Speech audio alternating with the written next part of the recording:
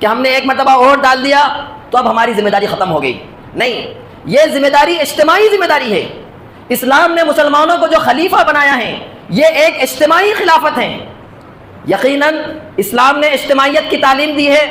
اسلام نے یہاں تک کہا کہ تم اگر سفر کر رہے ہو اور 3 آدمی بھی سفر کرتے ہو تو اپنے میں سے ایک امیر بنا لو. اسلام نے یہاں تک اجتماعیت کی تعلیم دی. لیکن کسی کو امیر بنا کر اپنے اپنے گھروں میں واپس چلے جانا یہ بھی نہیں ہو سکتا. یہ ہم سب کی ذمہ داری ہے.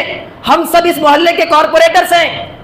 ہم سب اس محلے کے بارے میں سوچنا یہ ہماری ذمہ داری ہے. یہ اجتماعی ذمہ داری ہے. یقیناً کسی ایک کو ریپرزینٹ کرنے کے لیے میں اور آپ الیکٹ کرتے ہیں، لیکن وہ صرف فرد واحد کی ذمہ داری نہیں، یہ پوری عوام کی ذمہ داری ہے کہ اس محلے کے بارے میں سوچے. آپ اندازہ لگائیے موسیٰ علیہ السلام کی قوم کے بارے میں قرآن نے کیا کہا. جب خدا کا حکم ہوا کہ موسیٰ داخل ہو جاؤ اس زمین پر تو ان کے ماننے والوں نے کیا کہا، اے موسیٰ تو اور تیرا خدا جا کر لڑے، ہم یہاں پر بیٹھ کر انتظار کریں گے.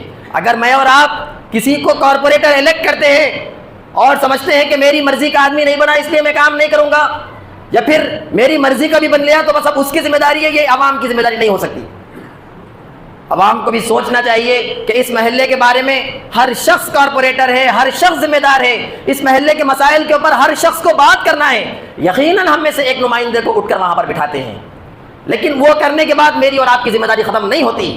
ہم سب کو اگلے 5 سال تک اس محلے کو صاف ستھرا رکھنے کے لیے، اس محلے کو کرائم فری بنانے کے لیے، اس محلے کے کمزور اور مجبور لوگوں کی خدمت کرنے کے لیے ہم سب کو لگے رہنا ہے. یہی تو ہمارا امتحان ہے، یہی تو ہمارا ٹیسٹ ہے. آپ اندازہ لگائیے کہ یہ ذمہ داری کیسا ادا ہوگی. یہ ذمہ داری ادا کرنے کا طریقہ یہ ہے کہ جب کبھی ہمارا ذمہ دار ٹریک چینج کرے تو ہمارے پاس اتنی ہمت ہونی چاہیے کہ ہم اس سے سوال کر سکیں. اللہ کے رسول صلی اللہ علیہ وسلم اس دنیا سے گزر گئے. مسلمانوں نے حضرت ابوبکر کو خلیفہ بنایا.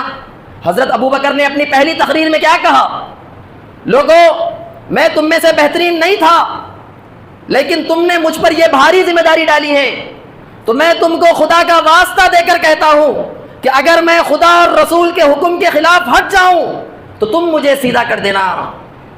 یہ وقت کا پرائم منسٹر، لاکھوں مسلمانوں کا ذمہ دار کھڑے ہو کر اپنی عوام سے گزارش کر رہا ہے.